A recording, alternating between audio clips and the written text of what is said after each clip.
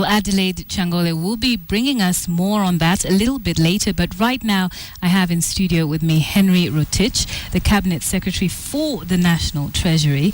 And this is a landmark event, isn't it? I really want to know. It's been 6 years. We've been trying to get this bond. Finally, we have. And with great success at an average rate of 6.6%, especially compared with Ghana, which did get a rate of 8.5% and Rwanda 7%. How did you make that happen? Well, thank you very much. Yes, it has been a long journey to where we are today. I do remember about 6 years ago, we tried to do this transaction in 2007. We didn't manage, as you know, the challenges that we had in 2008. And of course, both domestically and of course the global financial crisis, which made it very difficult for countries to access international capital markets. And those years went and things resumed. It also provided an opportunity for many new countries to enter into the international capital markets. We didn't take the advantage immediately, but other countries from African countries did and issue sovereign bonds, and we waited a little bit. And this financial year, we were determined to complete the transactions, and I think we started very well. Of course, it took some time, as you know. There were some things we needed to sort it out, but we are now glad that all those are behind. And just to say, the Eurobond has been quite very successful. We received very competitive pricing compared to our peers who just were in the market recently. And really, I will attribute that to our very strong credit story that we managed to share with the investors globally. And when you say credit story, what are you talking about? Basically, I'm talking about the economic fundamentals that are stronger in our case than other countries. One of the key story that investors really bought in on our case is that our economy is well diversified, very. The economy is growing. No one sector actually contribute more than 25% of GDP, and that was a good plus for us. In terms of management of the economy, both the fiscal and monetary policies are well managed. As you know, interest rates and inflation and exchange rate has been fairly stable. These are really the parameters investors look at outside there, and they were very keen asking us how these are being managed. And of course, other things like our debt level, our location in terms of how we are placed as an East African country to take the lead in terms of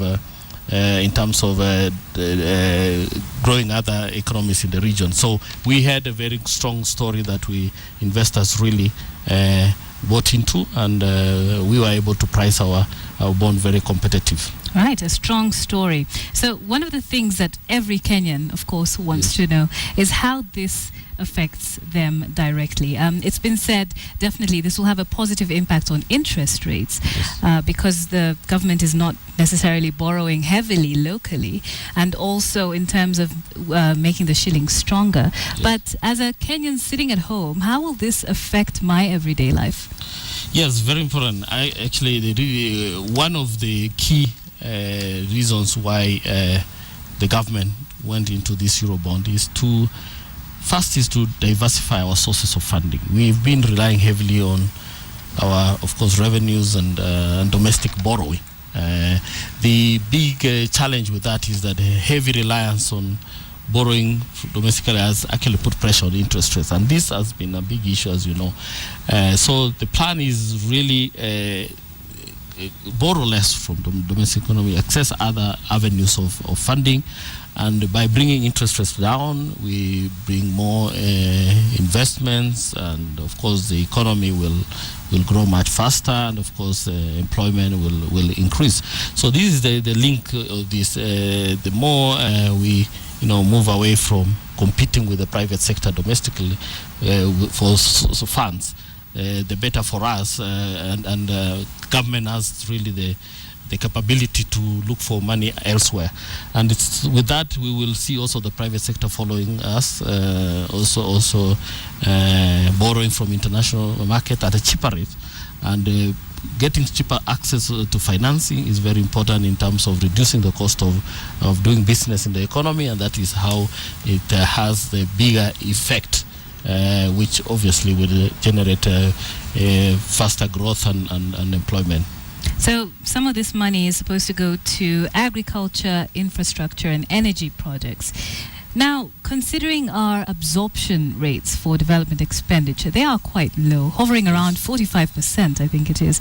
How can we guarantee that this money will actually go where it's supposed to? Do you have any checks in place to make sure that this money will be used the way it's supposed to? Or are we just taking on a deferred debt when nothing will be done with it? Yeah, this is a very important question. And first, let me say, yes, the proceeds, as it's indicated by His Excellency this morning, is going to key infrastructure projects. As you know, the Jubilee government has very clear plan on investing in infrastructure, agriculture, and human capital development. These are the things that are needed to get the economy moving at a faster pace. So we have very clear projects in each of these sectors. For example, in energy, as you know, government has launched a very ambitious plan to put 5,000 megawatts in the grid within 36 months. And we need resources to get that up and running. Achieving lower energy costs will be very important for our economy in terms of improving our competitiveness and making things cheaper for us. In the agricultural sector, you know, we have big plans in rolling out 1 million acres in Galana, so the irrigation infrastructure there is very key. And of course roads and the ports that we need to expand, given that the economy is also expanding. So they are very specific projects that are going to be funded. In terms of the uptake of the money, yes, there have been challenges before, but as you know, that the cabinet has already prepared the work plans. We're ready to roll them from July 1.